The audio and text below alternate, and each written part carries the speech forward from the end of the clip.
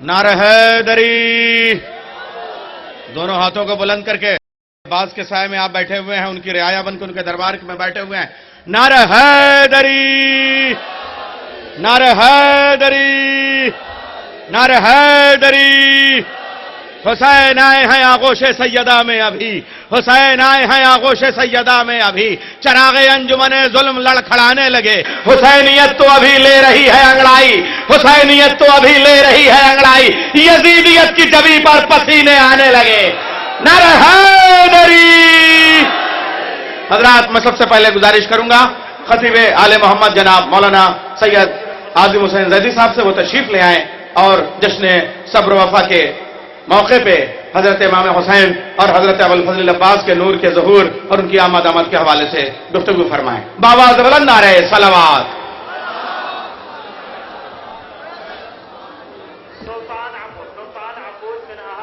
اعوذ باللہ السمیع العلیم من الشیطان اللعین الرجیم. بسم اللہ الرحمن الرحیم.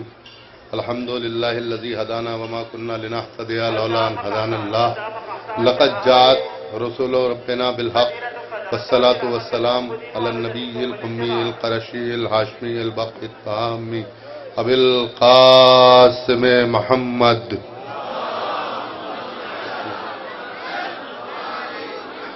علی اہل بیتہ الطیبین الطاہرین المعصومین المنتجبین ولعنۃ اللہ علی اعدائہم اجمعین. اما بعد فقط قال اللہ تبارک و تعالی فی کتابہ المبین واصدق القائلین. بسم اللہ الرحمن الرحیم. یا ایھا الذین آمنوا اوفوا بعہودکم. صلوات بھیجیں محمد وآل محمد.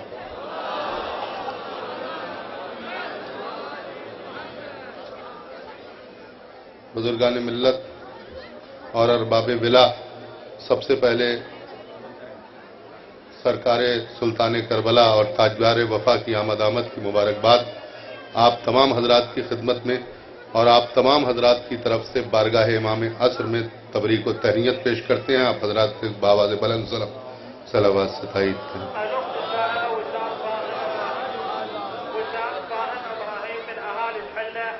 حضرات, یہ ہمارے لیے سب سے سعادت کی بات ہے اور بلکہ ہماری زندگی میں یہ سب سے اہم ترین معراج اور بلندی اور کمال کا موقع ہے کہ ہم دونوں سرکاروں کے درمیان یہاں ذکر کرنے کے لیے اور فضائل بیان کرنے کے لیے جمع ہوئے ہیں. اس سے بہتر موقع زندگی میں کبھی نہیں مل سکتا اور اس سے بڑی سعادت کوئی ہو ہی نہیں سکتی. ہم اگر ہزاروں سال بھی زندہ رہیں اور یہ سعادت مل جائے اور یہ موقع حاصل ہو جائے تو یہی معراج کا موقع ہوتا ہے. لیکن میں چند گزارشات اور چند معروضات چند منٹ کے اندر آپ کی بیدار سماعتوں کی نظر کرنا چاہتا ہوں. سب سے پہلے تو یہ کہ سرکار سلطان کربلا کا ذکر ہے اور جشن صبر و وفا ہے. صبر کیا ہے اور وفا کیا ہے, اگر ان دونوں لفظوں کو پہچاننا ہے تو سرکار امام حسین کو بھی پہچاننا ہوگا, ان کی بھی معرفت حاصل کرنا ہوگی اور تاجدار وفا کو بھی سمجھنا ہوگا. لیکن سب سے اہم مسئلہ یہ ہے کہ حسین کون ہیں یہ تو پوری دنیا جانتی ہے, لیکن حسین کیا ہے یہاں سب آنے والے بھی نہیں جانتے. ہر ایک کو میں نہیں کہہ رہا ہوں, لیکن ہر ایک آنے والا بھی یہ نہیں جانتا کہ حسین کیا ہیں. حسین کون ہیں؟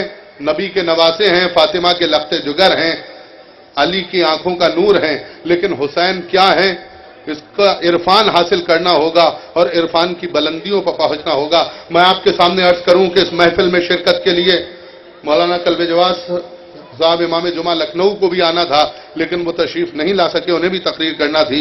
میں حاضر ہوا ہوں, چند گزارشات آپ کے سامنے پیش کرنا چاہتا ہوں یا علماء اور بزرگان کی موجودگی میں. اور سب سے اہم بات یہ ہے کہ نجف کا نام آتے ہی ایک تھرتھری پیدا ہوتی تھی, ایک لرزہ پیدا ہوتا تھا اور ذہن میں خیالات امنجتے تھے اور ایک عجیب و غریب کیفیت طاری ہو جاتی تھی کہ غیبت امام کے بعد جہاں کے علماء نے شیعت کا تحفظ کیا ہے اس مرکز کو نجف اشرف کہا جاتا ہے. اور شیعت کا مستقبل, شیعہ قیادت کا مستقبل, روحانی قیادت کا مستقبل ہمارے سامنے موجود ہے اور ان کے سامنے زبان کھولنا بولنا میرے بس کی بات نہیں ہے. لیکن میں ان کی بارگاہ میں کھڑا ہوا ہوں کہ جن کے ہاتھوں پر اگر ذرے بھی آ جایا کرتے ہیں تو وہ کلمہ پڑھتے ہوئے نظر آتے ہیں. میں اصلاح کے طور پر چند گزارشات اور چند جملے آپ کی سماعتوں کی نظر کرنا چاہتا ہوں کہ سرکار سلطان کربلا کون ہے یہ تو سب جانتے ہیں، لیکن سرکار سلطان کربلا یہ کیا ہے یہ ہر ایک نہیں جانتا۔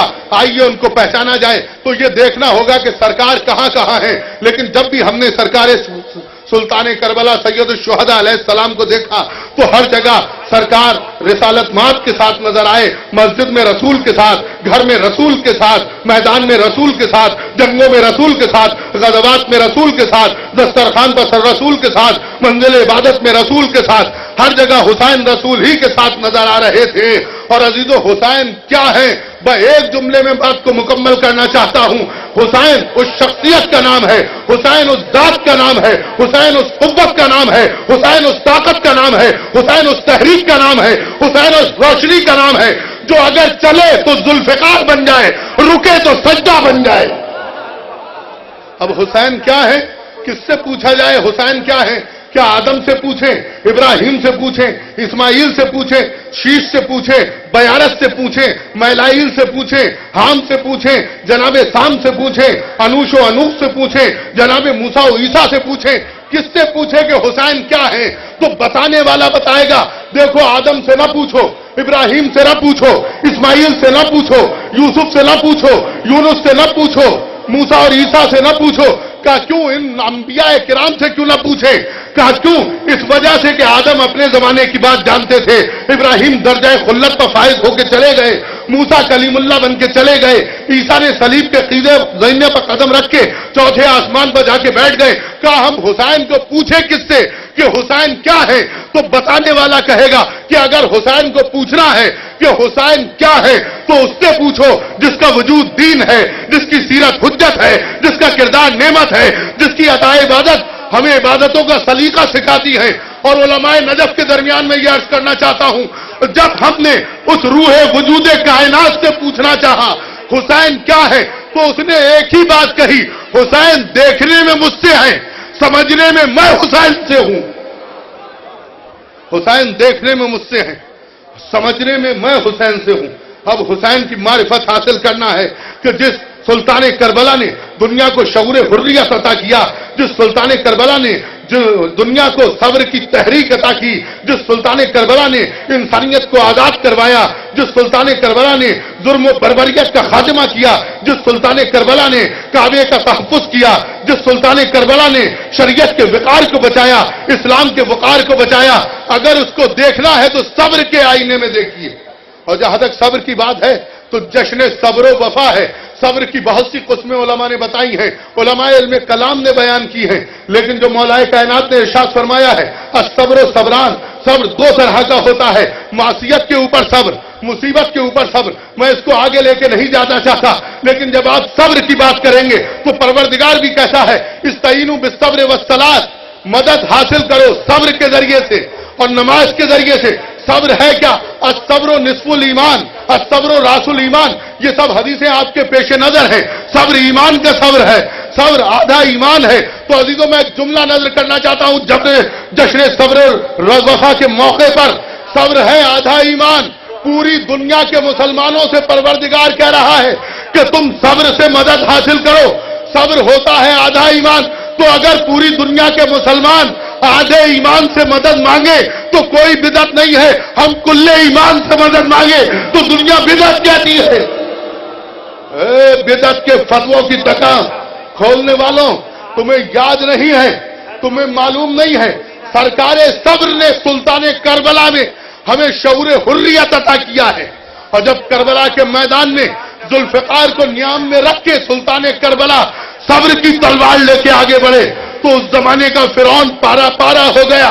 یاد رکھیے کل کے فرعون کو کربلا کے میدان میں حسین ابن علی نے غرق کیا تھا، ختم کیا تھا، ہمیشہ کے لیے اس کے وجود کو ختم کیا تھا۔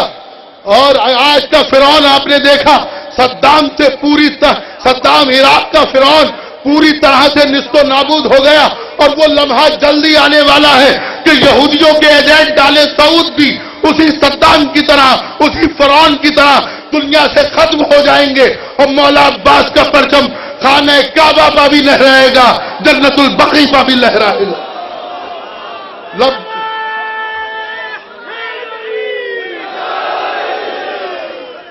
آپ میرے ساتھ نعرہ لگائیے، لبیک یا حسین، لبیک یا حسین۔ آپ سرکار وفا کی بارگاہ میں بیٹھے ہیں، سلطان کربلا کی بارگاہ میں بیٹھے ہیں، یہاں سے انقلاب کے دریچے کھلتے ہیں، یہاں سے شعور حریت حاصل ہوتا ہے، تو اس طرح سے نعرہ لگائیے جیسے آپ امام زمانہ کی چھاونی میں بیٹھے ہوئے ان کے سپاہی ہیں، لبیک یا حسین، لبیک یا حسین۔ اور بس دو جملے سرکار وفا کی بارگاہ میں نظر کرنا چاہتا ہوں۔ مجھے یہ بتائیے، پوری دنیا میں اس طرح کی تقریریں کی جاتی ہیں کہ مولا عباس بڑے جلالی تھے، بڑے غصے والے تھے، لیکن سب سے بڑا کمال یہ تھا کہ جتنے بڑے غازی، ساونت اور سورما اور بہادر تھے مولا عباس، اتنے ہی بڑے اطاعت کے بھی دھنی تھے، اطاعت گزاری کے بھی دھنی تھے، صبر کے بھی دھنی تھے۔ اور کس طرح سے صبر کا مظاہرہ کیا ہے میں تفصیل میں نہیں جاؤں گا، دو جملوں میں بات کو مکمل کرنا دینا چاہتا ہوں۔ علماء نجف کے درمیان اور بزرگان کے درمیان اور شعراء کرام کے درمیان سنیے، اقلیم مکرمت کے سلطان السلاطین عباس، وہ واقعہ آپ کے پیش نظر ہے جب باغ میں رکھوالی کے لیے مولائے کائنات اقلیم فضائل کے شہنشاہ علی اپنے بیٹے کو قمر بنی ہاشم کو باغ کے سامنے چھوڑ کے گئے کہ بیٹا اس وقت تک کوئی باغ میں نہ جانے پائے، بات کو میں مکمل کر رہا ہوں، جب تک کہ میں نہ آ جاؤں۔ تھوڑی ہی دیر کے بعد دیکھا ایک گھڑ سوار چلا رہا ہے، تفصیل میں نہیں جاؤں گا۔ جناب عباس نے تلوار کو نکال لیا۔ عزیزوں سب میری طرف توجہ رکھیں، بس بات کو میں مکمل کرنے جا رہا ہوں۔ جشن صبر و رضا میں، آج جشن صبر و وفا میں آج ایفائے عہد کرنے کے لیے آئے ہیں، یہاں تجدید بیعت کرنے کے لیے آئے ہیں، تو جملہ سنیے، سرکار حفاظت کرتے رہے، گھڑ سوار آ رہا ہے، تلوار کو نکالا، تلوار پر تلوار ٹکرانے لگی، تلواروں سے چنگاریاں نکلنے لگی۔